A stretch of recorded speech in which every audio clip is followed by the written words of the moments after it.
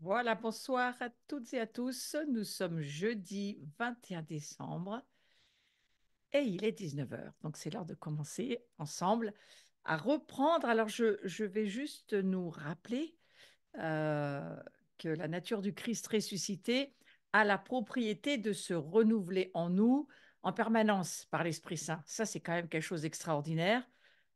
Et il se renouvelle, cette nature, l'homme nouveau, il se renouvelle de gloire en gloire comme par le Seigneur qui est esprit. Ça, c'est 2 Corinthiens 3,18 qui nous donne cette information extrêmement importante parce que la nature du ressuscité, c'est en fait Christ, le ressuscité. Et nous sommes de cette nature du ressuscité. Alors, il faut saisir par l'esprit, il faut saisir par la révélation du Saint-Esprit. Seul le Saint-Esprit peut nous le faire voir, mais c'est tellement important que cette nouvelle création que nous sommes est vraiment sans précédent. Rien n'a existé avant cette nature-là. Il a fallu que Jésus vienne s'incarner et c'est ce mystère impressionnant de l'incarnation dont nous parlons. Alors la nature que nous sommes aujourd'hui, pour faire court, elle n'a pas de limite, elle n'a que la limite que notre foi lui donne. Si nous réfléchissons sur la foi dépend de son objet, la foi est proportionnelle à la connaissance de l'objet de notre foi, et bien entendu, l'objet de notre foi, c'est Dieu. Donc, plus nous connaissons Dieu, plus nous avons de foi, et plus nous rentrons de la connaissance, plus notre foi va nous permettre d'y rentrer. Donc, vous voyez, c'est vraiment un cercle qui n'en finit jamais finalement. Et là où nous en sommes, c'est uniquement dépendant de notre foi. La foi qui, elle, entend la parole de Dieu et qui va nous amener à pouvoir activer, au travers de ce qu'est notre foi, nous activons ce royaume qui est en nous. Donc la nature que nous sommes aujourd'hui, je nous le redis, elle n'a pas de limite que celle que notre foi va lui donner. L'homme, il n'est plus soumis, c'est encore juste une petite chose que je nous redonne pour faire le lien avec aujourd'hui, l'homme n'est pas soumis à la loi du péché, mais il est soumis à la loi de l'Esprit Saint. Et souvenez-vous, on a vu que l'Esprit donne la vie dans le Christ, le péché ne domine plus l'homme nouveau, il n'est plus sous son joug, mais il est sous la grâce, cette grâce qui va se transformer, enfin qui va être la gloire finalement que nous sommes aujourd'hui, et il est, bien entendu, cet homme nouveau sous la conduite de l'Esprit Saint.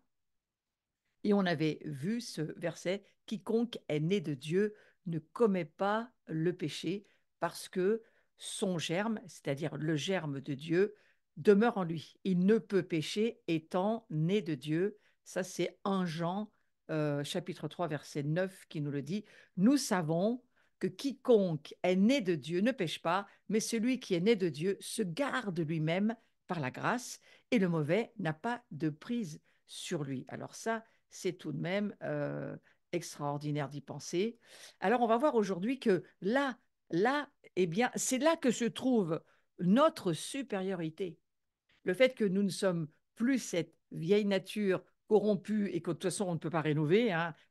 La corruption ne s'arrête jamais, donc il était impossible de faire quoi que ce soit à cette nature de péché. Mais là où se trouve notre supériorité, c'est dans le combat intérieur que nous livrons, parce que nous sommes conduits par l'Esprit Saint. Vous voyez, j'ai bien aimé ce GPS finalement. Je me suis dit, eh bien, il est en nous ce GPS. On n'a plus besoin des cartes. Vous savez, avant, dans le temps, il fallait prendre des cartes, et puis pendant qu'on était en train de conduire, c'était pas bien pratique. Et il fallait chercher où se trouvaient les nationales, les départementales. Enfin, c'était vraiment très compliqué. Et là, aujourd'hui, on a, je crois que la technologie, au fond, elle nous ouvre et elle nous fait comprendre que dans la vie de l'esprit, il y a une accélération, la même chose, hein. Eh bien, aujourd'hui, on a ce Saint-Esprit en nous, c'est le GPS extraordinaire qui, lui, ne se trompe jamais. Donc, l'homme, c'est un esprit, on va le redire très simplement parce que je crois qu'il faut le revoir toujours et encore. L'homme est un esprit qui a une âme qui vit dans un corps. Et dans ces visuels que j'ai trouvé tout fait, j'ai trouvé intéressant de les reprendre finalement. L'homme est un esprit ayant une âme et vivant dans un corps. On est tous d'accord. C'est la vérité numéro un. Et si vous avez jamais lu du reste les livres de Kenneth Hagin, vous voyez, c'est Conduit par l'Esprit de Dieu de Kenneth Hagin. C'est un vieux livre, hein, il a 30 ans, mais il est absolument excellent Et c'est très facile à lire, Kenneth Hagin. Il n'a pas été tellement aimé par les Français, il est décédé aujourd'hui, mais c'est un père de la foi. Et il n'était pas très aimé parce que pas très intellectuel. Vous voyez, c'est du style américain, très radical, très simple. Et moi, je me suis nourrie de ses livres il y a 40 ans pour faire grandir ma foi. Et c'est cet homme de Dieu, Kenneth Hagin, vous voyez, c'est marqué sur le visuel conduit par l'Esprit de Dieu. Il a écrit ce livre extraordinaire et qui nous fait comprendre que nous sommes vraiment un esprit et que notre âme, eh bien, elle a besoin de cette transformation par la gloire de Dieu, ce dans quoi nous sommes tous ces jours. Donc, le verset qui dit qui sème dans sa chair récoltera ou moissonnera de la chair la corruption. Ça, c'est un verset que je vous lis de Galates chapitre 6, verset 8. Mais qui sème dans l'esprit récoltera ou moissonnera, c'est la même chose, de l'esprit la vie éternelle. Donc, vous voyez, il y a toute cette compréhension que ce que nous semons, nous récoltons. Si nous semons dans la chair, nous allons récolter évidemment la chair, des œuvres de la chair. On dirait d'une manière un peu simpliste, mais c'est vrai, on en a bien parlé sur ce cours, on serait dans le 19, Galates 5, 19. Hein. C'est ce qu'on appelle les œuvres de la chair. Alors que qui sème dans l'esprit récoltera de l'esprit, moissonnera de l'esprit. Là, on se trouve dans Galates 5, 22, c'est-à-dire ce fruit de l'esprit que nous devons cultiver par le Saint-Esprit. Alors, l'esprit nous met en relation avec Dieu. L'âme nous met en relation avec la sphère intellectuelle, on pourrait dire ça comme ça pour bien comprendre ce qu'est l'âme. C'est le côté charnel de la parole de Dieu. Lorsque la Bible nous dit que nous ne devons pas marcher par la chair, ça veut dire d'une certaine manière, nous ne devons pas marcher par notre âme. Donc je trouve intéressant cette deuxième petite vignette que j'ai trouvée toujours de cet enseignement de Kenneth Hagin. L'esprit nous met en relation avec Dieu, l'âme nous met en relation avec la sphère intellectuelle et le corps, bien entendu, nous met en relation avec le monde. Ça nous permet de comprendre ce Galate chapitre 5, verset 18 qui nous dit, mais si l'esprit vous anime, vous n'êtes pas sous la loi. C'est Paul qui va dire ça. C'est-à-dire que si l'Esprit Saint vous conduit, d'abord vous savez que vous êtes fils de Dieu, et puis en plus, eh bien, vous n'êtes plus sous la loi. La loi de quoi? La loi humaine qui fait qu'on dépendrait de nos forces, on dépendrait de nous-mêmes. On n'aurait pas besoin du Saint-Esprit, on serait suffisant en nous-mêmes pour pouvoir vivre notre vie. Eh bien non, voilà, c'est ce que nous dit la parole de Dieu, la vieille nature, le vieil homme, ceux qui dirigeaient notre vie, qui n'étaient pas le Saint-Esprit. Et avant de rencontrer Jésus, qu'est-ce qui nous dirigeait? Ce n'était pas l'Esprit, puisqu'il n'était pas régénéré et pas en activité. On pourrait dire que notre esprit était mort. Qu'est-ce qui nous dirigeait? Notre âme. La chair, c'est l'âme et le corps. Et l'âme et le corps ne sont pas faits pour diriger l'être humain. Ils sont faits pour servir, pour aider, mais ils ne sont pas faits pour diriger. Celui qui est fait pour nous diriger, celui qui est notre direction dans l'homme nouveau ou la femme, on va dire la nouvelle création que nous sommes, eh bien, c'est le Saint-Esprit. Donc, c'est extrêmement important de saisir que Dieu est esprit et qu'il a créé une nouvelle création à partir de l'esprit, pas à partir de la poussière, comme il avait fait avec Adam et Ève.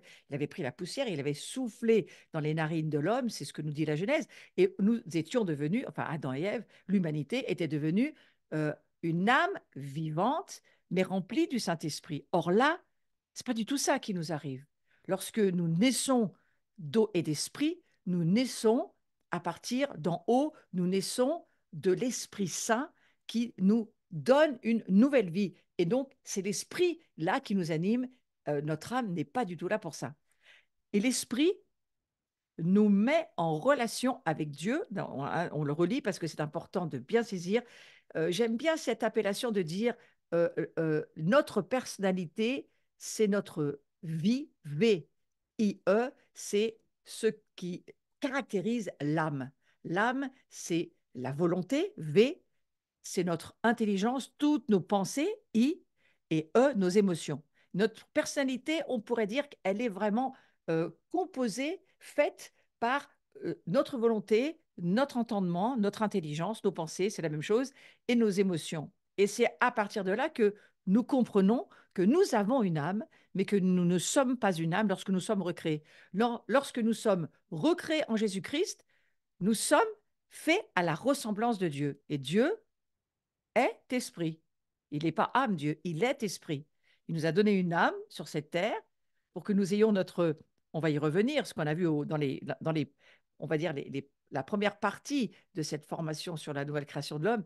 Euh, alors, on va dire qu'il nous a recréé esprit, mais lorsque nous étions nés avant de rencontrer Jésus, nous étions une âme vivante. Et donc, Dieu est esprit et il faut que ceux qui l'adorent, d'ailleurs Jésus va le dire, l'adorent en esprit et en vérité. Nous sommes esprits, c'est ce que nous sommes. Et nous avons une âme. Ça, c'est quelque chose de fondamental à comprendre parce que ça nous permet de saisir la différence entre le corps ancien, ce qu'on appelle la vieille nature, et puis le corps nouveau, l'homme nouveau, la nature divine que nous sommes alors que nous avons accepté Jésus-Christ dans notre vie. Donc Dieu nous parle par notre esprit de différentes manières, à savoir, eh bien, il nous parle par le témoignage intérieur, il nous parle par la voix intérieure, il nous parle par la voix du Saint-Esprit, il nous parle par des visions, il nous parle par beaucoup de choses, mais il nous parle par notre esprit. C'est là où Dieu communique avec nous. Nous sommes en relation d'esprit à esprit. Lorsque nous communions et que nous adorons Dieu, que nous sommes dans une assemblée avec d'autres chrétiens et que nous communions ensemble, que nous adorons ensemble, nos esprits communient ensemble. C'est en cela que nous sommes un en Christ, que nous soyons catholiques, protestants, orthodoxes ou autres, hein, ou messianiques, hein, peu importe. Même les juifs sont avec nous, bien sûr, ils font partie de la famille. Et bien entendu que c'est l'esprit, un seul esprit, nous sommes un seul esprit, et c'est l'esprit qui communique avec l'esprit de Dieu, qui s'unit à l'esprit de Dieu, et nous devenons un. C'est un grand mystère, hein, mais nous devenons un tous ensemble. Et on va lire Galates chapitre 5, versets 16-17. Laissez-vous mener par l'esprit, et vous ne risquerez pas de satisfaire la convoitise charnelle. Je vous le lis dans une autre version, mais pour que vous puissiez bien l'entendre.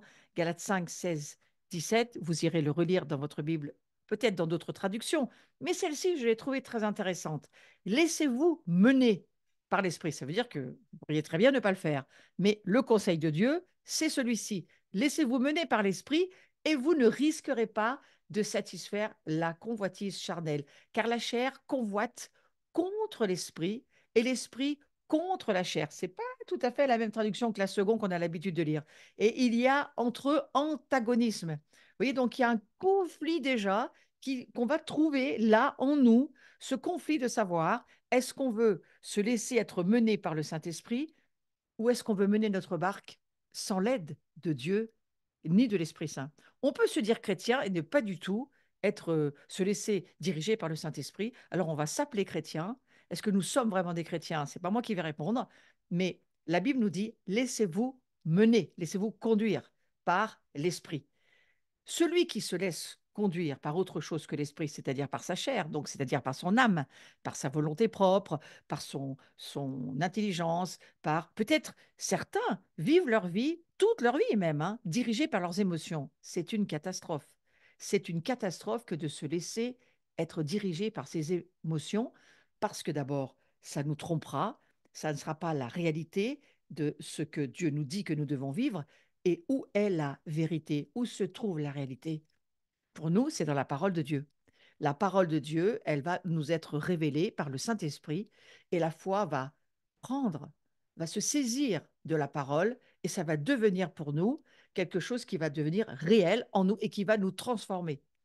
C'est ce qu'on appelle le travail de la révélation. La révélation, c'est lorsque la foi, on entend, on vit au travers d'un réma, pas le logos, la parole qu'on peut dire comme ça et qui ne nous touche pas, mais le réma, c'est à un moment donné, la parole, tout à coup, elle sort du texte, elle nous frappe, elle vient, elle nous parle, et ça devient pour nous Dieu qui nous parle en direct, ce qu'on appelle un réma. Et en fait, la révélation, elle transforme nos vies. C'est là où on peut dire que la parole tranche entre l'âme et l'esprit. La parole, elle tranche entre l'âme, le côté charnel, et l'esprit, ce qui est spirituel. Elle tranche entre on va dire c'est un petit peu plus compliqué, mais pour ceux qui suivent mes cours depuis longtemps, vous allez me rejoindre. Pour les autres, eh bien, ça viendra, hein. Mais on va dire que la parole, elle nous propulse dans le pneumatikos, c'est-à-dire dans la vie spirituelle, et elle tranche entre ce qui est spirituel, le pneumatikos, et ce qui est charnel, le psychikos. Et le psychikos, c'est tout ce qui est psychique. Et c'est pas le psychique qui est amené à nous conduire, mais c'est le spirituel, c'est le Saint-Esprit. Du reste, ça va être mon sujet quand je vais aller à Bordeaux. Alors, les femmes qui voulaient me rejoindre, eh bien, venez me voir, on va creuser ce sujet. Et on va, oui, à Bordeaux, pour ceux qui voulaient me rejoindre au mois de janvier, on va faire un week-end avec Marie-Christine Duval, d'ailleurs, qui est branchée là, et Myriam. Et on va aller sur ce sujet, on va aller sur ce domaine de se dire, eh bien, Seigneur, comment ça fonctionne? Comment est-ce que je peux guérir? Comment est-ce que ma vie peut changer? Eh bien, déjà, il faut avoir ce fondement, cette révélation de saisir que ce n'est pas le psychikos qui doit nous diriger, c'est-à-dire ce qui est psychique, ce qui vient de l'âme, ce qui vient de notre volonté ou de nos émotions ou de nos pensées. C'est absolument pas nos propres pensées qui doivent nous diriger. Mais ce qui doit nous diriger, c'est ce que nous dit Romains chapitre 12, verset 2. Laissez vos pensées être réorientées, changez vos pensées jusqu'à ce que vous pensiez comme Dieu pense. C'est-à-dire que on a un travail à faire sur nous de changer nos pensées pour que nous pensions comme la parole de Dieu nous le dit. Pensez comme Dieu pense. Et à ce moment-là, c'est par la parole, donc c'est par la parole de Dieu que le Saint-Esprit nous dirige, nous conduit et nous parle. Alors bien sûr, il peut nous parler par autre chose que la parole de Dieu, mais ça sera toujours de toute façon en accord avec la parole de Dieu, quoi que ce soit. Alors l'homme nouveau, ce que j'aime moi dans ce cours et ce que j'aime dans cette formation, c'est un enseignement extrêmement puissant parce qu'on se rend compte que nous sommes en train de devenir comme le Christ. Et au fond, l'homme nouveau, eh bien, il est le plus fort. C'est pour ça que j'ai pris ce visuel. Si par l'esprit vous faites mourir les œuvres du corps, vous vivrez. Moi, je vais vous lire le verset en entier. Gardons ce visuel devant les yeux. Car si vous vivez selon la chair, vous mourrez. Ça veut dire quoi? Je suis dans Romains chapitre 8, versets 13 et 14. Si vous vivez selon la chair, vous mourrez. C'est quand même peut-être un peu radical, vous croyez pas, mais c'est la Bible qui le dit, c'est pas moi, hein. Et ça veut dire que si nous vivons à partir du psychikos, si nous vivons à partir de notre âme, si nous vivons à partir de, souvenez-vous, la chair, c'est l'âme, c'est l'homme coupé, indépendant de Dieu et de ses pensées. Si on veut vivre de cette manière-là, on va mourir. Mais si par l'esprit, vous faites mourir les œuvres du corps, vous vivrez. On n'est pas censé nous laisser être dirigés par notre chair, par notre âme, et on n'est pas censé être dirigé par les œuvres de la chair. Galates 5, 19, ça ne doit pas nous diriger parce que ça mène à la mort. En effet, tous ceux qu'anime l'Esprit de Dieu sont fils de Dieu. Un verset extraordinaire. Nous sommes fils de Dieu parce que nous sommes animés par l'Esprit de Dieu. Et j'aime beaucoup le verbe animer parce qu'il y a le mot âme, voyez. Mais animer, c'est une âme qui est dirigée par Dieu. C'est pas une âme qui est dirigée par elle-même. Tous ceux qu'anime l'Esprit de Dieu sont fils de Dieu. Et dans ce combat, l'homme nouveau, il est vraiment le plus fort. Et j'aime ce visuel parce que vous voyez, souvenons-nous que l'homme nouveau, il est le plus fort. Pourquoi? Parce que ce n'est pas nous, c'est Christ en nous, c'est l'épée de la parole de Dieu. Mais j'ai aimé ces deux points qui se rencontrent et on va voir que la lumière, on l'a déjà beaucoup dit dans les cours précédents, la lumière, la gloire de Dieu en nous, elle surexpose les ténèbres, elle les repousse. On peut résister au mal, on peut résister à ce qui est charnel, on peut ne pas jamais tomber en tentation, dans la convoitise ou dans tout ce que ce monde nous propose, parce qu'il y a en nous cette gloire qui s'appelle Christ en nous.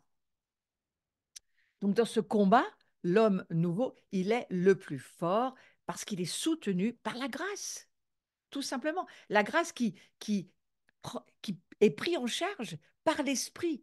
L'Esprit de Dieu, lui, il amène cette grâce en nous. Et vous savez, cette grâce, c'est quoi? C'est cette capacité habilitante que Dieu nous donne de dire, je suis un saint qui va arriver à ne plus pécher. En tous les cas, je pêche de moins en moins parce que en moi, je suis fort du Christ qui est en moi. C'est pas moi qui suis fort, c'est le Christ en moi. Et en sa présence, le corps ancien, le vieil homme, il perd sa force. Si nous voyons par l'Esprit, par la révélation de ce que la parole de Dieu nous dit, cela, le péché, ne dominera pas sur vous. Vous n'êtes pas sous la loi, mais sous la grâce. Ça, c'est Romains chapitre 6, verset 14. Le péché ne dominera pas sur nous. Il faut se dire ça. Le péché ne doit pas, il n'est plus question qu'il domine sur nous, puisque Dieu dit qu'il fait de nous, il nous donne par sa grâce la capacité de dominer sur le péché. Alors sa grâce, qu'est-ce que ça veut dire d'une certaine manière? Ça veut dire que nous avons la révélation que nous sommes une nouvelle création, nous sommes sauvés par grâce, nous méritons absolument rien. Personne n'est capable de se sauver lui-même. Mais Dieu envoie son Fils, Jésus-Christ, pour venir payer pour nous tout ce que nous aurions dû payer, et aucun d'entre nous n'avait rien à payer puisque nous sommes tous privés de la gloire de Dieu à notre naissance. Il faudra rencontrer Jésus pour pouvoir laisser cette gloire venir vivre chez nous. Et puis la laisser grandir petit à petit, cette gloire, parce qu'il faut qu'elle grandisse, il faut qu'elle mûrisse, il faut qu'elle porte du fruit. C'est cette présence de Dieu en nous. Et donc, à partir du moment où nous voyons qui nous sommes, où nous voyons que nous ne sommes plus la vieille nature, mais que nous sommes par la foi nature de Dieu, et que cette présence de Dieu en nous, lui va grandir. Et alors, parce qu'il va grandir, nous allons diminuer. On n'a pas besoin de se fatiguer à se diminuer nous-mêmes. D'abord, ça ne marche pas, ça ne dépend pas de nous, c'est la grâce de Dieu qui va le faire. Et c'est simplement parce qu'on a la foi de croire ce que Dieu dit, alors Dieu va le faire en nous. Parce que c'est Dieu qui nous donne cette capacité de croire, et la grâce, elle fait tout le travail. C'est la grâce qui fait le travail. Et on n'a plus envie de pécher lorsqu'on se rend compte qu'on est fils et filles de Dieu, qu'il y a en nous Christ qui vit en nous, que le Saint-Esprit, il est fort en nous et il nous aide à ne pas tomber euh, je sais pas, le péché, quel qu'il soit, que ce soit la convoitise, que ce soit les mensonges, que ce soit voler. On n'a plus envie de faire ces choses-là parce que non, Christ vit en nous et on n'est plus sous cette loi qu'il faut sans arrêt essayer de regarder. Est-ce qu'on a bien fait, est-ce qu'on a suivi toutes les règles? On n'a pas de règles à suivre. On a juste à vivre en relation avec le Dieu Tout-Puissant qui vit en nous. Et c'est dans la relation qu'on a avec lui qui nous donne la capacité de nous faire grâce, de croire dans la grâce et de laisser la gloire commencer à grandir en nous. Alors Paul, il certifie que le corps est déjà mort, c'est-à-dire qu'il est légalement mort, lui et le péché qu'il produit. Vous voyez, ça peut paraître très curieux, mais regardez, on va lire Romains chapitre 4, verset 25. Si le Christ est en vous, alors il est en nous de quelle manière? Par la foi, le baptême, la communion. Le Christ, il est en nous parce que on lui a donné notre cœur, on a dit oui, et que le jour où on a dit oui, et qu'on a confessé notre foi, on va dire publiquement, parce que c'est ça qui nous est demandé dans la parole de Dieu, hein. Si tu confesses de ta bouche, si tu crois dans ton cœur, Romains 10, 10, tu es sauvé, tu as le salut auquel il faut travailler, mais tu as ce salut par la foi. Et si le Christ est en vous par la foi, hein, bien que ce corps soit mort déjà en raison du péché, parce que dans notre corps, à l'heure actuelle, notre corps, lui, bien sûr que le corps de chair, il va mourir. Mais l'esprit, l'homme nouveau, c'est-à-dire l'esprit, est vie en raison de la justice qu'il a acquise par la résurrection du Christ. Moi, j'ai mis des petits commentaires parce que ça permet de mieux comprendre. On va reprendre. Si le Christ est en vous, s'il est en nous, par la foi. Et il est en nous par la foi, puisque nous avons accepté Jésus dans notre vie. Bien que on va dire ce corps du péché, ce corps physique, et même notre âme d'une certaine manière, tant qu'elle n'est pas renouvelée, elle est en transformation. Bien que ce corps soit mort, Paul va le dire, déjà en raison du péché. Ce qui fait que on meurt physiquement d'une certaine manière, c'est le péché. Par contre, on ne meurt plus jamais spirituellement. Ça, il faut bien se le redire. L'esprit, c'est-à-dire l'homme nouveau, est vie en raison de la justice. Souvenez-vous, nous sommes justifiés par la grâce de Dieu. Si vous croyez ça, vous avez déjà pris une forme de maturité.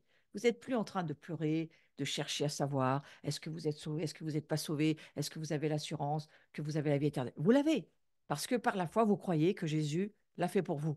Et c'est ce qu'on appelle la grâce. Alors ensuite, la grâce, il va falloir qu'elle grandisse, il va falloir qu'elle prenne de la hauteur, de la profondeur, comme en découvrant Christ, en découvrant l'amour de Christ pour nous, nous découvrons des domaines d'année en année, de jour en jour, de plus en plus haut, profond, large, grand. Mais n'empêche que, à un moment donné, la semence, elle est là et nous savons qu'elle est là. Alors, on va voir, d'abord, Paul, il affirme que le corps est déjà mort, mais que, à cause du péché, mais que donc l'esprit, l'homme nouveau, il est vie, mais il affirme pas seulement cela. Il affirme que le sang du Christ nous a réellement purifiés des œuvres de la chair. Elles sont donc comptées comme œuvres mortes et la conscience en est définitivement déchargée. Je ne sais pas si vous vous rendez compte de ce que ça veut dire. On va lire le verset qui est dessous, Hébreux chapitre 9, verset 14, et je vais rester un moment sur ce sujet. Combien plus le sang du Christ, qui est par un esprit éternel, qui par un esprit éternel s'est offert lui-même sans tâche à Dieu, purifiera-t-il notre conscience des œuvres mortes pour que nous rendions un culte au Dieu vivant? Pourquoi Paul écrit cela? Premièrement, parce que pour rendre un culte à Dieu, si vous lisez l'Ancien Testament, vous allez voir, c'était vraiment très, très compliqué. La sainteté de Dieu obligeait à vraiment des protocoles, mais qui n'en finissaient plus, pour pouvoir arriver un jour par an, le grand sacrificateur, à rentrer dans le Saint des Saints. Et encore, il fallait qu'il ait une ficelle accrochée à sa cheville, parce qu'on ne savait pas si on tenait dans cette présence de Dieu. Aujourd'hui, Jésus vient, il offre sa vie, il offre sa grâce. Donc, on vient de voir dans le visuel précédent que bien que le corps, à cause du péché, il est déjà mort, puisqu'il est déjà plus ou moins en train de s'en aller, hein. À partir du moment où on vient à la vie, le corps, il grandit, puis après, bon, ben, il part tout doucement vers la mort. Ça, c'est clair que c'est ce qui arrive à tout corps physique. Mais spirituellement, on est dans l'éternité déjà et on est en vie. Et donc, l'esprit de l'homme est vie. On l'a vu dans le visuel euh, qui certifie, Paul certifie cela dans Romains 4, 25. Mais là, on est en train de voir autre chose. On est en train de voir que l'affirmation de Paul, c'est de dire que le sang du Christ nous purifie des œuvres de la chair. C'est-à-dire que la mort de Christ, à la fois, nous donne un esprit nouveau, éternellement vivant, mais en plus, on n'aura plus cette conscience d'être chargé par le péché, par les œuvres de la chair. Non, parce qu'il nous dit, le sang du Christ, par un esprit éternel, il s'est offert sans tâche à Dieu, et que ce sang-là, il va purifier notre conscience des œuvres mortes. Alors, si notre conscience est purifiée, et si l'esprit qui est en nous vit éternellement, ça veut dire que cette nouvelle création, elle va nous permettre de vivre en ayant cette assurance et cette certitude que nous sommes justes, que nous sommes saints et que nous sommes en train d'être sans arrêt purifiés par Dieu et que quoi qu'il en soit, chaque fois que nous rentrons dans la présence de Dieu, c'est grâce au sang de Jésus qui nous purifie. Personne ne pourrait rentrer dans la présence de Dieu sans le sang de Jésus. Personne, on mourrait. Mais notre esprit, qui s'unit à l'esprit de Dieu, et lorsque nous adorons Dieu, lorsque nous sommes en union commune, notre esprit avec l'esprit de Christ, ce qu'on appelle l'adoration, eh bien, il se trouve que, à partir de là, la communion se fait et que nous devenons, euh, dans cette union, nous devenons Christ en nous. Alors, je ne sais pas, je sais pas, vous nous montrez quelque chose, je ne sais pas ce qu'il me dit. Alors, oui, Romains 8, 10, c'est si le Christ est... Ah, d'accord. Donc, c'est pas Romains 4, 25, le visuel, si le Christ est en vous par la foi, bien que ce corps soit mort déjà en raison du péché, mais c'est Romains 8, combien? 10, voilà, vous corrigez. Et de toute façon, vous tapez, vous prenez ce verset, vous le mettez sur Google, vous aurez la référence, hein, si jamais vous l'avez oublié. Mais voilà, merci de m'avoir fait savoir que ce n'est pas la bonne référence. Donc, fort de ça, fort de cette nouvelle création que nous sommes, eh bien, on va prendre possession du royaume. C'est ce pourquoi nous sommes créés. Nous ne sommes pas créés seulement pour savoir que nos péchés sont pardonnés. Nous ne sommes pas créés seulement pour savoir que nous pouvons entrer dans la présence de Dieu. Nous ne sommes pas seulement recréés pour savoir que, eh bien voilà, nous avançons jour après jour pour de plus en plus être à la ressemblance de Christ et laisser notre vie, notre âme être transformée, mais pas seulement. Prenez possession du royaume. Jean surpasse tout ce qui précède lorsqu'il nous dit de prendre possession du royaume, de notre droit à la manifestation de la vie éternelle qui devient la nôtre.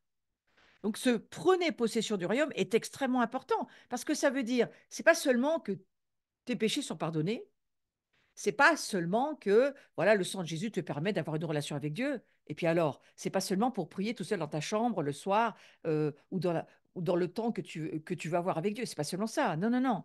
C'est pas seulement pour que toi, ta vie soit sauvée. Non, c'est parce qu'il y a un royaume.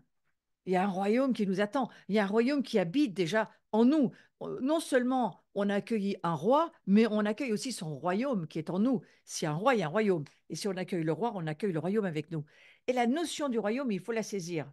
Parce que lorsque Jean le Baptiste et même Jésus ils vont dire repentez-vous et croyez à la bonne nouvelle de l'évangile du royaume, pas l'évangile de l'Église.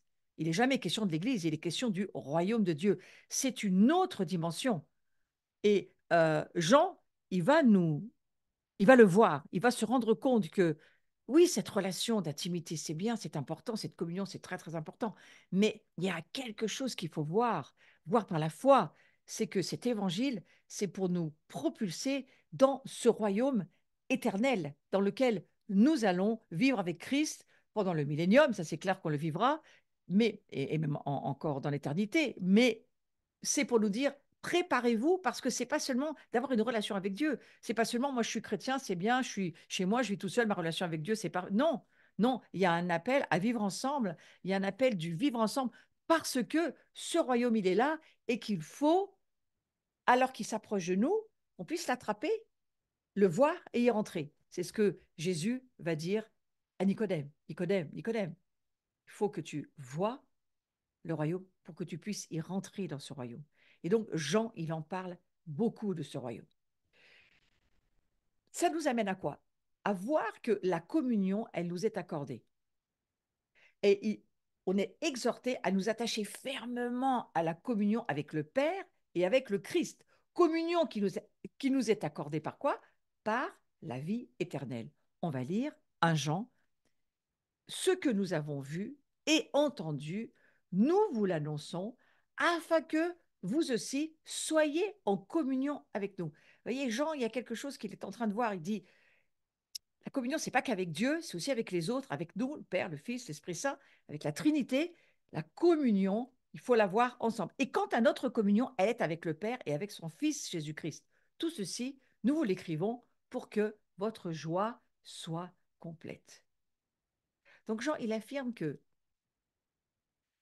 euh, on va dire, tous ces péchés, ces fautes, ces transgressions, tout ce qui était soumis, euh, qui nous soumettait dans notre vieille vie, aujourd'hui, c'est soumis à la médiation du Christ. Et vous savez quoi? C'est supprimé par son œuvre expiatrice. Il faut le voir.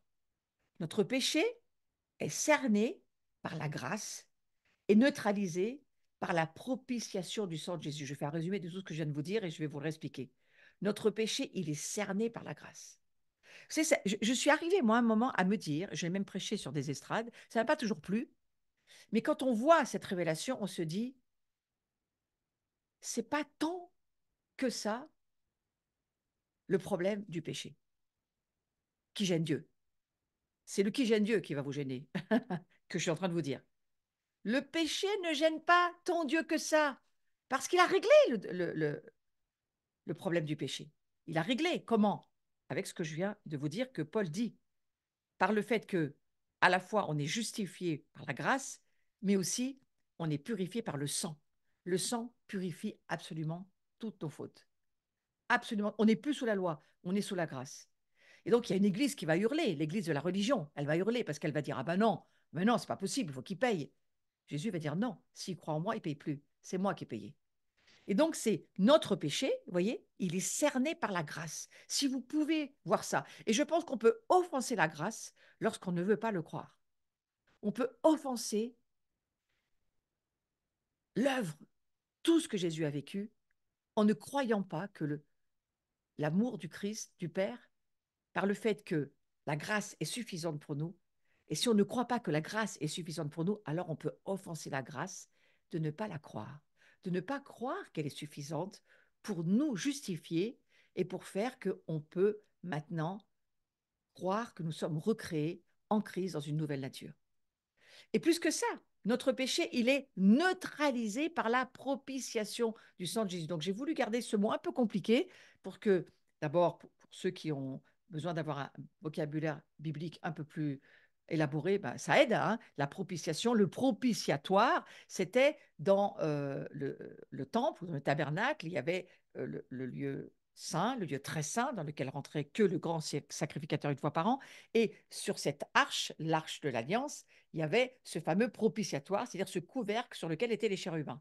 Et ce propitiatoire, eh bien, c'est quoi? C'est là où on versait le sang des animaux, et où on le versait, et on attendait que Dieu donne son accord pour dire, OK, c'est bon, le péché est couvert pour une année. Ça, c'était ce qui se passait d'une façon lapidaire, je vous l'explique lapidairement, je n'ai pas le temps ce soir, mais c'est ce qui se passait dans le temple ou dans le tabernacle, dans le Saint des Saints. Aujourd'hui, lorsque Jésus vient, il donne sa vie sur la croix, il offre son sang va couler de la croix, et son sang va venir nous dire, tu n'as plus besoin de te laisser être accusé ou condamné. Mon sang, c'est ta propitiation. C'est-à-dire, le sang de Jésus pour nous lave toutes nos fautes, tous nos péchés, quels qu'ils soient. Donc, il neutralise ce sang, le péché. Si vous pouvez le voir pour votre vie, vous avez cessé de laisser le diable vous accuser, vous condamner, passer son temps à vous tourmenter ou à vous mettre mal à l'aise parce qu'il y a une ligne de la loi que vous n'avez pas suivie. Remets-moi le visuel, merci, parce qu'on va aller sur les 2 versets suivants. Vous allez voir comme c'est intéressant de les lire. Mais j'aime ce visuel. J'ai passé du temps à méditer sur notre péché est cerné par la grâce. Laissez descendre ça dans votre vie. Laissez descendre le fait que vous n'êtes plus accusé ni condamné, ni par Satan, ni par tous ses démons, si vous pouvez voir que la mort du Christ a neutralisé toute l'histoire du péché. Et regardez, on va lire 1 Jean 1, versets 7 à 9. On va peut-être pas tout lire, mais quand même. Et le sang de Jésus, son Fils, nous purifie de tout péché. Je vous lis la suite qui n'est pas sur le visuel. Si nous disons nous n'avons pas de péché, nous nous abusons. La vérité n'est pas en nous. Si, là je reprends le visuel, si nous confessons nos péchés, il est fidèle et juste pour nous remettre nos péchés et pour nous purifier de toute injustice. Voyez, là c'est neutralisé.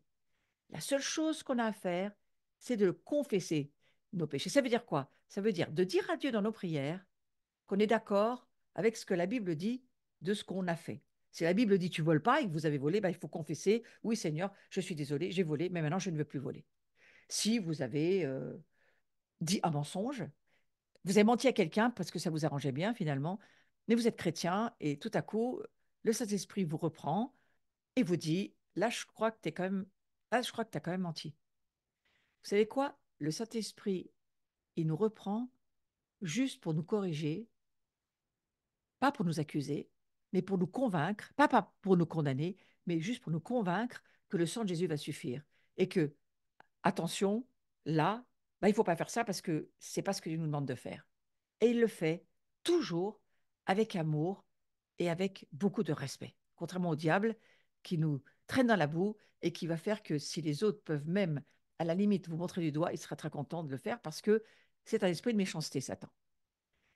Et moi, je trouve que le Christ que nous avons, cet incroyable homme, Dieu homme aujourd'hui, dans les cieux, il est là, il a payé pour que nous soyons libres de toute accusation, libres de toute culpabilité, libres de toute forme de tourment. Pourquoi? Parce que la nouvelle nature que nous sommes, de gloire, le Père nous voit au travers du Fils, l'œuvre est achevée. Et nous, nous sommes simplement en train de nous aligner et petit à petit d'arriver dans notre humanité à le devenir. Et il y a énormément de grâce de Dieu. Et regardez ce verset de 1 Jean 2, verset 1 et 2. Si quelqu'un vient à pécher, ça peut arriver. Nous sommes des saints qui péchons encore. Mais si quelqu'un vient à pécher, nous avons comme avocat auprès du Père, Jésus-Christ le juste. C'est pas marqué nous avons un accusateur. C'est pas marqué nous avons un Dieu qui est là et qui cherche toutes les erreurs. Non, c'est pas ça. Nous avons un avocat. Ça veut dire que oui, il y a des cours de justice. Oui, il y a un Dieu juge. Mais c'est un juge qui a prévu l'avocat pour nous, le meilleur des avocats, qui a déjà tout payé pour nous. Et qui, si nous reconnaissons ce que la Bible dit, c'est ça que ça veut dire confesser. Hein. Confesser, ça veut dire dire la même chose que ce que Dieu dit. Ça ne veut pas dire autre chose que ça. Le terme confesser en grec, euh, point. Hein. Donc, si nous disons la même chose que Dieu, ben oui, là j'ai péché, Dieu dit, ben oui, ben, là j'ai volé, ben oui, là j'ai dit un mensonge, ben oui, je te demande pardon parce que c'est vraiment pas ce que je voulais faire finalement. En tous les cas, je ne veux plus le faire. On est pardonné. C'est lui, je reprends le verset, c'est lui qui est victime de propitiation pour nos péchés. C'est lui qui devient ce qui va nous permettre de rester juste et pur. Toujours. C'est pour ça qu'on est invité à laisser nos vies être mis, on va dire, sous euh, la lumière qui est Christ par le Saint-Esprit qui est en nous. Et moi, je vois, nous, on a des réunions de prière le mardi soir. Ça fait plusieurs soirs que je vois un mardi où des personnes arrivent, elles sont fatiguées, elles ont été tourmentées, elles ont eu des combats dans leurs pensées. Elles arrivent dans la réunion, on commence à adorer Dieu, et ça y est, la délivrance tombe sur elles. Dieu vient les délivrer, même sans qu'elles aient prié. Dieu vient les délivrer parce qu'elles n'en pouvaient plus. Parce que vous savez quoi? C'est pour ça qu'il est mort, Jésus. Il est mort pour nous rendre libres du péché, et c'est son souhait. Son souhait, c'est voilà, on puisse être libre de ces ténèbres, de cette obscurité qui tombe sur nous, de cette corruption qui vient nous bouffer sans arrêt. Il vient nous aider. C'est un avocat, c'est un paraclet, le Saint-Esprit, qui vient et qui nous aide. Et si on pouvait voir les cieux de cette manière-là, ça nous aiderait beaucoup à en vouloir encore plus. Et pas vouloir parfois, moi je vois des gens parfois, alors pas dans ma communauté aujourd'hui, mais j'en vois certains, parfois de passage, qui me disent, ah mais non, on ne peut pas prendre la communion parce on n'est pas, on ne peut pas, on n'est pas assez saint. Je dis, mais Jésus, il est mort pour te rendre saint, pour que justement tu puisses manger à sa table, profiter de qui il est, rentrer dans la bénédiction qu'il t'accorde. Ah oui, mais j'ai tellement de péchés. Eh bien, donne-les à Jésus tes péchés, puis ça sera vite fait. Hein, parce que c'est pour ça qu'il meurt. Il meurt pour que te redonner une dignité, un respect, te faire voir qui tu es, te montrer qu'il est mort pour que tu sois qui il est, que tu comprennes son amour. Il n'est pas là pour t'accuser, il est là pour te libérer. Alors, en lisant ces deux versets de Jean, on pourrait conclure qu'il est de notre droit le plus fondamental de vivre consciemment de cette vie éternelle manifestée pour nous dans le Christ Jésus. Si je pouvais vous laisser ça ce soir. Vous dire, mais vous vous rendez compte que ce, le péché qui habitait en nous n'habite plus en nous. Et si il veut habiter en nous de nouveau et qu'on n'a pas vu, on n'a pas fait exprès, parce que parfois on pêche, vraiment, on ne fait pas exprès, parfois on fait exprès, on peut toujours confesser notre péché. Et quoi qu'il en soit, la grâce, elle est là pour ça. Souvenez-vous quand Jésus est venu vous sauver, vous avez fait une prière avec votre cœur, vous avez dit, Seigneur, voilà, viens pardonner mes péchés. Oui, puis petit à petit, vous péchez de moins en moins. Vous avez plus envie de pécher. De moins en moins, vous péchez, de moins en moins. Mais vous êtes quand même un saint. Et au fond, il est de notre droit le plus fondamental de vivre consciemment. Moi, c'est ce que je vous propose, hein, de cette vie éternelle manifestée pour nous dans le Christ Jésus. Et en raison de cette participation à la vie éternelle, puisque nous sommes des esprits vivant éternellement maintenant, nous sommes nécessairement en communion avec le Père et avec le Christ. Nous sommes nécessairement en communion puisque nous sommes esprits. Lorsque nous adorons Dieu, nous sommes en communion. Croyez-le, plus vous le croyez, plus vous le vivez. La foi, c'est croire ce que dit Dieu. Alors, certains me disent, ah mais je n'arrive pas à sentir ma relation avec Dieu. Tu n'as rien à sentir, tu n'as qu'à croire. La foi, elle croit ce que Dieu dit. Mets-toi dans un lieu secret, Dieu est déjà là, il est déjà avec toi. Crois-le, il est déjà avec toi. Et déjà, ton esprit est en communion avec celui de Dieu et du Fils. Parce que, pourquoi je vous dis ça? Parce que c'est le privilège de l'homme nouveau. L'homme nouveau, il est spirituel. Il est créé à l'image de son Créateur, dans la justice et dans la sainteté de la vérité. C'est ce que nous sommes. Et à partir du moment où nous le croyons, nous entrons par cette nouvelle route dont parle l'Hébreu, cette route de la grâce. et où à chaque fois que nous voyons Christ, nous savons que nous pouvons y aller parce qu'il nous offre son sang, il nous offre sa vie, il nous offre qui nous sommes. Nous sommes qui il est. Et plus vous le croyez, plus vous le serez, plus vous le deviendrez. Tel est son droit, telle est son activité à l'homme nouveau, et quelle est aussi sa couronne, quelle est sa joie. Donc ça n'empêche pas que nous péchions encore. Mais notre péché, il est cerné par la grâce et il est neutralisé par la propitiation du sang de Jésus, parce que c'est ce que le Père a voulu. Il a voulu offrir ce Fils pour que nous puissions voir que nous sommes devenus son Fils, que légalement nous le sommes et que dans notre condition humaine, nous sommes en train de le devenir de jour en jour, de plus en plus. Plus nous croyons à la puissance de son sang, plus nous voyons qu'il est la vie en nous, plus nous voyons qui il est, plus nous devenons qui il est. Donc l'esprit est vie. Regardez ce que nous dit, on va revenir à Romains chapitre 8, verset 10. Et si Christ est en vous, le si, il n'y a pas de si pour nous, Christ est en nous. Le corps, il est vrai, est mort, on l'a lu tout à l'heure, à cause du péché, mais, je le relis d'une autre manière, l'esprit est vie à cause de la justice. Est-ce que vous saisissez qu'on parle de la vie éternelle? Comment vous pouvez être dans la vie éternelle si vous êtes pécheur? C'est impossible. Il a viré Adam et Ève, enfin, il a poussé gentiment Adam et Ève du jardin d'Éden, l'Esprit Saint, parce qu'ils ne pouvaient pas rester dans le contact de la sainteté avec Dieu. Impossible, ils mourraient sur place. Donc ils ont été mis hors de la présence de Dieu en attendant qu'une recréation se fasse pour que la famille puisse revenir dans la présence de Dieu. Et c'est ce que nous vivons aujourd'hui. Si nous vivons dans la vie éternelle, nous sommes justes, nous sommes saints. Et si nous péchons, nous avons la vie en nous, le Christ en nous, l'Esprit Saint, et l'avocat en nous, Christ qui vient et qui nous pardonne et qui lave et qui nous purifie, et qui purifie même notre conscience des œuvres mortes. Donc, enlevez le si Christ vit en moi, mon corps, il est vrai, il est mort à cause du péché, mais l'Esprit en moi, il est la vie éternelle à cause de sa justice, parce que sa justice, elle me rend juste. Et c'est ce que je crois que je vis. Notre part de communion avec le Père et avec son Fils Jésus-Christ ne peut donc être réduite par les fautes de notre corps. On ne peut pas dire aujourd'hui, mais parce que mon corps pêche encore, alors j'ai plus la vie éternelle. Bien sûr que non, parce que de toute façon, ton corps, ta chair de péché, elle va mourir, parce que nous sommes recréés d'une autre nature. Et la nature que nous sommes aujourd'hui, elle nous met en communion avec le Père, avec le Fils. Et c'est elle qui fait que nous sommes vie éternelle. Et donc, j'aime cette idée que cette part de communion qu'on a avec le Père et avec son Fils Jésus-Christ ne peut pas nous réduire aux fautes que peut faire notre corps, notre chair qui est déjà mort. Parce qu'il faut la considérer elle-même comme œuvre morte. Et vous vous souvenez, les œuvres mortes, elles sont purifiées par le sang de Jésus. Et ces fautes, elles sont également, fautes, péchés, appelez ça comme vous voulez, c'est également incapable de ramener l'horreur de la mort de nos consciences. Pourquoi? Parce que nos consciences sont purifiées par le sang de Jésus. Et donc notre conscience, qui se trouve dans notre communion, dans notre esprit, notre conscience, elle est lavée par le sang de Jésus.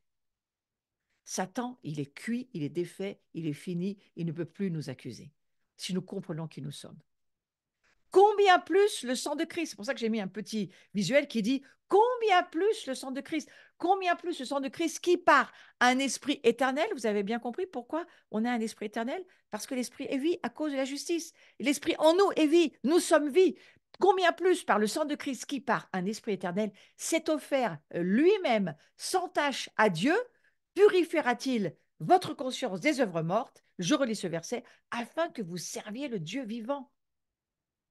Nous servons le Dieu vivant. Nous ne sommes pas là seulement pour savoir que nos péchés sont pardonnés, qu'on peut avoir à la limite de temps en temps une relation avec Dieu, mais que de toute façon c'est tellement compliqué parce que le diable est toujours là, à nous attaquer, à nous courir après. Non, mais ça, cette vie-là, mais il faut cesser de croire ces mensonges. Le sang de Christ fait de nous un esprit éternel et son sang purifie notre conscience pour que nous servions Dieu, ce que Dieu veut, c'est qu'on le serve, qu'on participe à sa nature divine, comme Pierre le dit. Nous sommes participants de sa nature divine. J'ai plus le verset en tête, mais c'est dans les Épîtres où Pierre va dire d'ailleurs, nous participons à sa nature divine, et alors que nous faisons cela, nous croyons par la foi ce que je suis en train de vous dire, eh bien, la corruption s'enfuit. C'est-à-dire que les ténèbres s'en vont. Les ténèbres ne peuvent pas rester chez quelqu'un qui croit dans la parole de Dieu. Waouh! Alors, vous voyez combien c'est important de saisir ce soir, de voir la force, la puissance de l'esprit de vie qui est en nous, la puissance du sang de Jésus qui nous donne la vie et qui purifie notre conscience des œuvres mortes et qui lave toutes nos fautes. Et même les saints que nous sommes, qui péchons encore de temps en temps, nous sommes sous le bénéfice, bénédiction du sang de Christ. Et la puissance de ce sang nous permet d'être des fils et des filles vivant éternellement, déjà maintenant, appelés à servir Dieu déjà maintenant, vivant d'une vie éternelle déjà maintenant. Alors, on va voir, et on va aller sur cette idée de l'origine du combat entre la chair et l'esprit. On pourrait appeler ça le combat entre la raison et le spirituel. On pourrait dire le psychikos et le pneumatikos. Je n'ai pas voulu prendre des gros mots, mais c'est ce qu'on pourrait dire. Hein. L'origine du péché ou du mal ne vient pas de la chair, du sang, ne vient pas du corps. Il est créé. Le corps, lui, il est créé par Dieu et Dieu ne serait pas. Il ne crée pas le mal. Notre corps, notre chair. C'est pas de là que ça vient. Regardez, la nature du péché que nous avons hérité d'Adam réside, et Ève, bien sûr, réside dans la liberté déchue de son origine divine, qui la protégeait et qui la guidait dans les autres facultés qui s'y rattachent. La volonté relâchée, sans contrôle, la connaissance dégradée, coupée de Dieu, tout ça, c'est devenu les jouets du démon. Et j'ai bien aimé de trouver ce visuel. Je vous avoue que j'ai passé du temps pour le trouver, parce qu'il n'y a rien qui me plaisait vraiment. Et puis quand j'ai vu ça, je me suis dit, la nature du péché qu'on a hérité d'Adam, d'où vient le péché? Il vient dans le fait que Satan a réussi à nous prendre notre liberté et notre libre arbitre. Souvenez-vous les premiers cours que j'ai donnés sur la nouvelle création de l'homme, le libre arbitre, notre volonté qui finalement ne sont plus soumises à Dieu. Si elles ne sont plus soumises à Dieu, elles sont soumises à qui? À celui qui tient les ficelles et qui, lui, ne vous demande pas de votre avis parce qu'il ne vous laisse pas votre libre arbitre. Lui, il vous dirige par ce que lui veut que vous fassiez. Et cette main, on pourrait dire que c'est le diable, hein, et que ça, voilà, ça fait les affaires.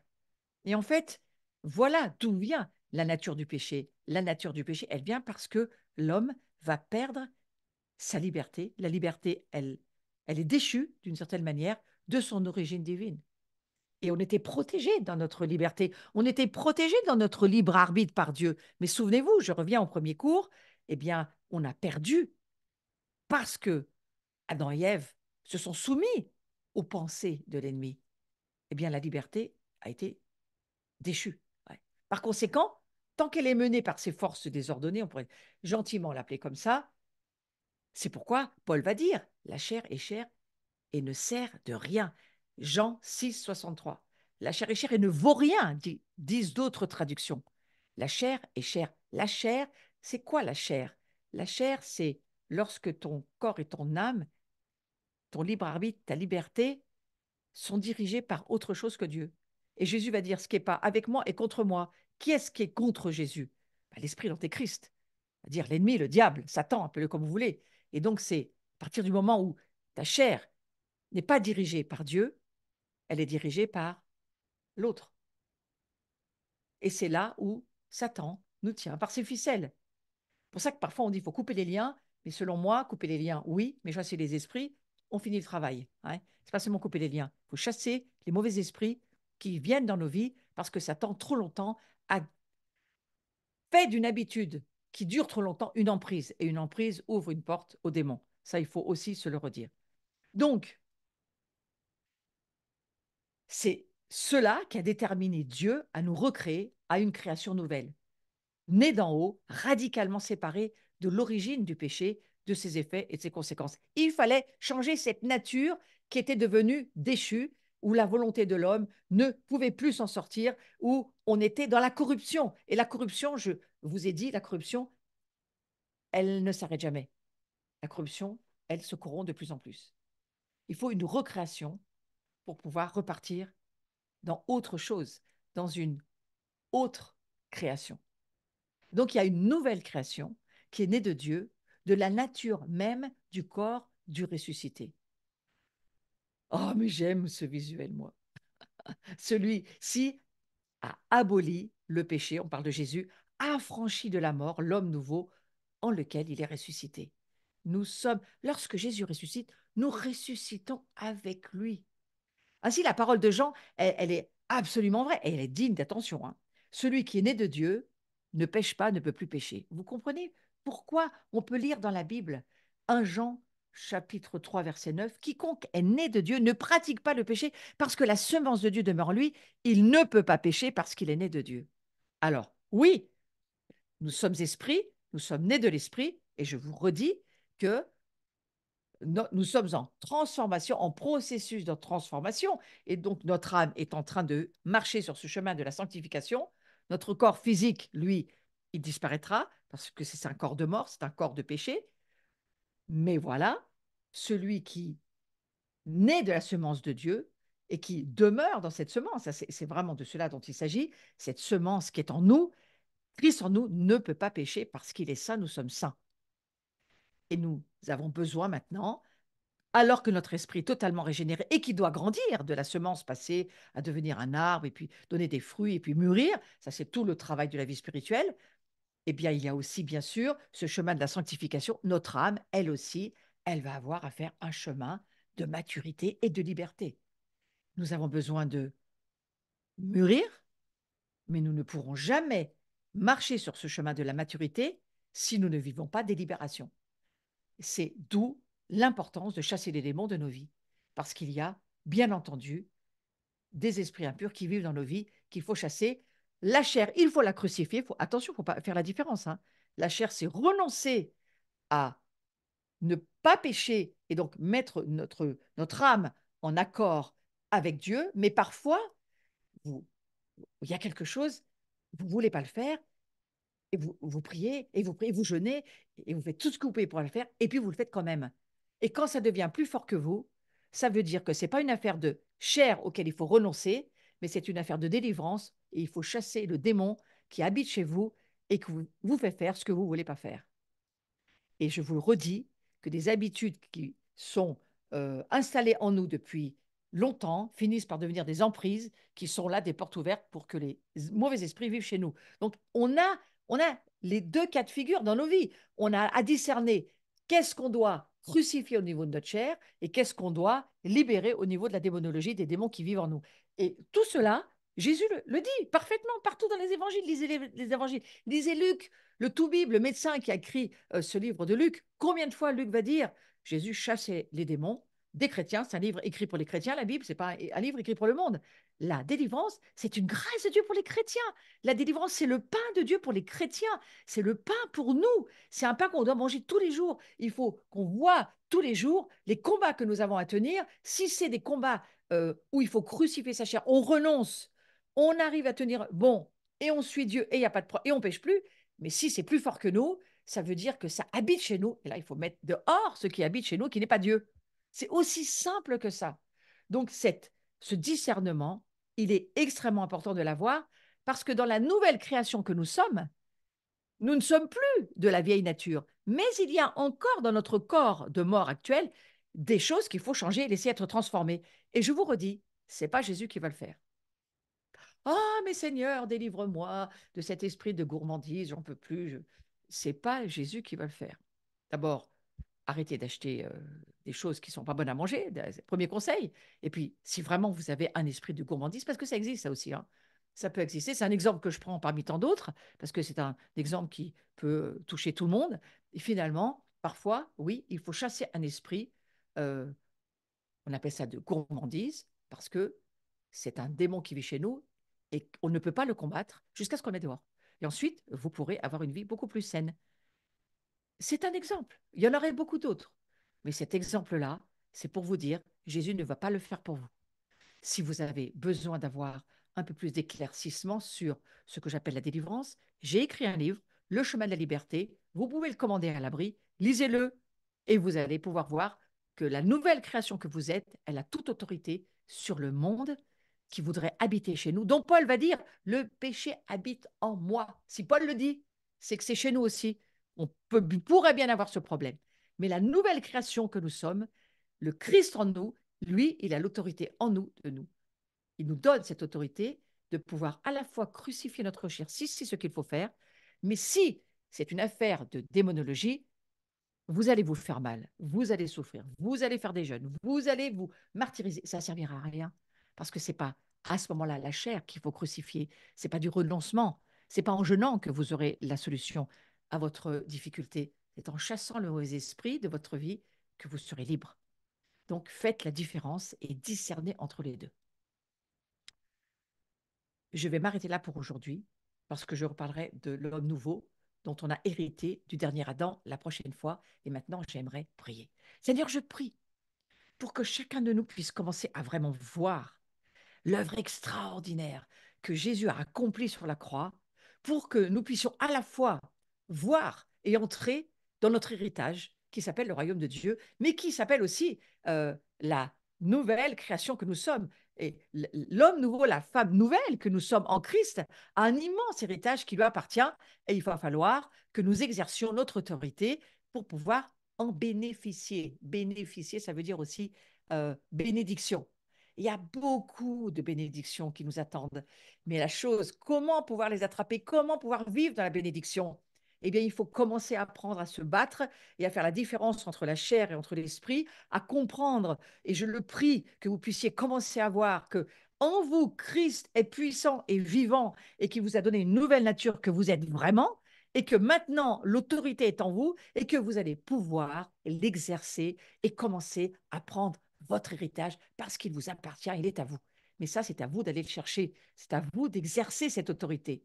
Et que vous puissiez voir que le péché, s'il habite encore en vous, c'est pas pour ça que vous êtes un pécheur. Non, si vous avez donné votre vie à Jésus, vous êtes un saint et vous allez pécher de moins en moins parce que l'autorité de Christ en vous, le sang de Jésus, vous allez voir que de plus en plus ce sang va être puissant pour vous délivrer des péchés qui peuvent encore habiter chez vous. Il est là pour ça. Jésus donne sa vie par amour. Il donne son sang, il donne son corps, il donne sa vie. Il vous donne tout ce qu'il est. Mais aujourd'hui, il vous dit, prends mon nom, utilise-le et prends autorité sur ces ténèbres. Si elles vivent chez toi, tu peux les mettre dehors parce que c'est en mon nom que ça va se faire.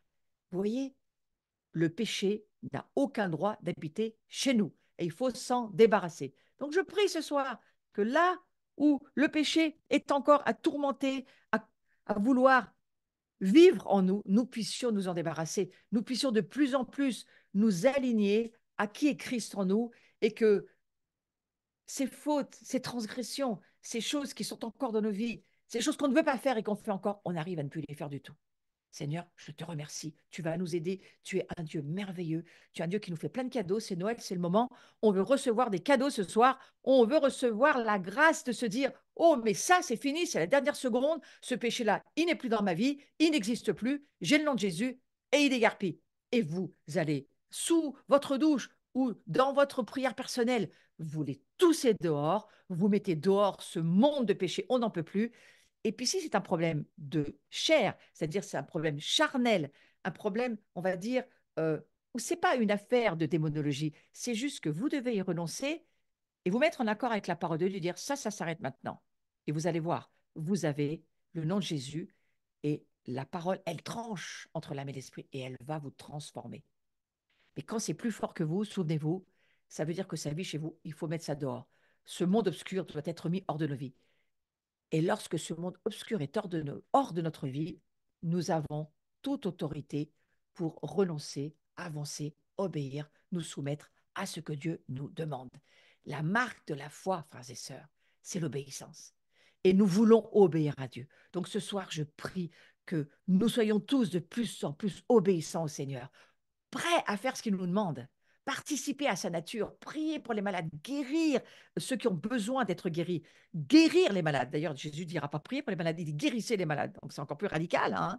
Il ne nous donne pas le temps, il dit guérissez-les, je ne vous demande pas de prier pour eux, guérissez-les. Et maintenant, libérez les captifs, commencez par vous. Et ensuite, vous allez voir le monde la gloire en vous va prendre de la hauteur, de la largeur, de la profondeur. Et c'est tout l'objet de la nouvelle création, que nous allions de gloire en gloire. Je vous souhaite des très, très belles fêtes de Noël. Bien que nous sachions très bien que Jésus n'est pas né à Noël, on va quand même fêter cette fête de la lumière avec tous ceux qui se réjouissent de ce que Christ, pour nous, il est mort et ressuscité. Et puis, je souhaite aussi à chacun et à chacune des très belles fêtes de fin d'année et surtout un très joyeux passage, très bon passage de l'année 2023 à l'année 2024. Plein de bénédictions sur vous, un désir de voir Christ grandir en vous et en moi aussi, parce que je m'associe à cette prière, et que nous puissions participer à cette nature divine, de plus en plus voir cette gloire prendre, on va dire, de plus en plus de briller de plus en plus sur nous. Parce que la gloire, elle est là pour briller. Voilà. Le prochain cours sera donc le jeudi 11 janvier et on se retrouvera avec plaisir à 19h. Alors, nous faisons un réveillon à la brise, ça c'est surtout pour les gens qui sont dans la région, mais nous nous retrouvons pour avoir un temps ensemble. Assemblée du réveil avec le Père Jean-Michel Tour le 21 janvier, le dimanche après-midi. Attention, c'est pas un week-end, hein. Les Cénacs, c'est un week-end, 27-28 janvier, et je vais beaucoup aller sur ce sujet justement de comment voir la gloire se lever en nous et comment voir nos vies rayonner de la gloire de Dieu. Moi, c'est vraiment ça que j'ai envie de voir dans ma propre vie et dans la vôtre. Voilà, donc c'est 27-28 janvier 2024. Petite Maison de Jean, 10-11 février, on a déjà des inscriptions, venez nous rejoindre, nous allons vivre l'intimité avec le Seigneur. Et puis, vous savez, Astrid a vraiment un ministère pour les femmes et elle lève les Esther. Et je crois que les Esther, c'est vraiment prophétique pour l'Église de la fin des temps. Donc voilà, rejoignez-vous, nous, ça va être intéressant. Mon dernier livre, euh, Le chemin de la liberté, ben, offrez-le, hein, offrez-le si vous l'avez déjà. Parce que vous savez quoi, c'est un beau cadeau de Noël. Il y en a déjà qui l'ont fait. Et d'ailleurs, je vous fais un joli petit cadeau à offrir. Si c'est pour un cadeau de Noël, je le ferai moi-même. Voilà, pour vous, parce que je vous aime très fort. Et puis voilà, si vous voulez aller sur ma chaîne, vous n'êtes pas encore abonné, abonnez-vous, faites des petits clics, aidez-moi parce que c'est important. Voilà. Et merci pour tous ceux qui me soutenaient. C'est Noël, on fait des dons, des cadeaux, on est content, on est heureux de donner. Alors, merci à toutes et à toutes et passez une très belle soirée. À très bientôt au mois de janvier. On va se dire au revoir. Soyez bénis. Et n'oubliez pas, il est votre avocat, Jésus.